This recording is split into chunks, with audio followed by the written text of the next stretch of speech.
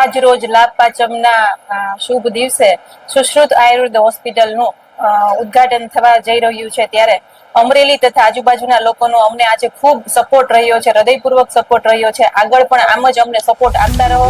તેમજ હોસ્પિટલની જે સેવાઓ ઉપલબ્ધ છે, અરસમસા વગંદરની ક્ષારસૂત્રથી થતી સર્જરી તેમજ જૂના આઠીલા રોગમાં જે પંચકર્મ સારવાર અવેલેબલ છે, તેનો આપ સૌ લોકો લાભ લેતા રહો તેવી વિનંતી છે.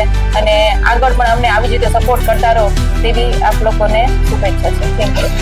નમસ્કાર, સૌને રામ રામ. નવા વર્ષના અને દિવાળીના જાજાથી હેતપૂર્વક રામ રામ.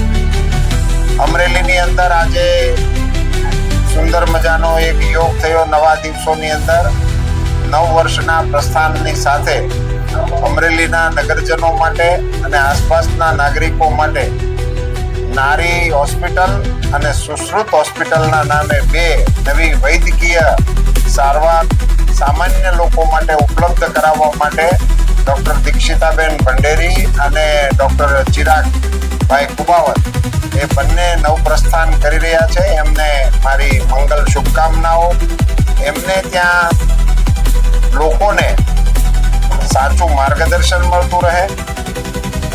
આયુર્વેદના MS થયેલા દીક્ષિતાબેન આપણને અહીંયા જ્યારે પોતાની તજજ્ઞતાનો લાભ આપવા આવી રહ્યા છે, ત્યારે આયુર્વેદને લોકો સમજે, એને આપણા દૈનંદિન જીવનનો પાર્ટ બનાવી.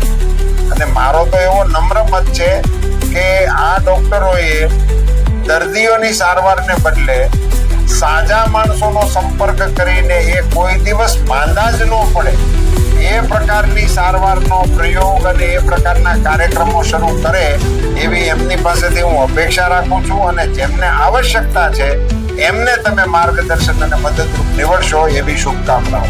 ખૂબ યશ પ્રાપ્ત કરો એવી શુભકામનાઓ.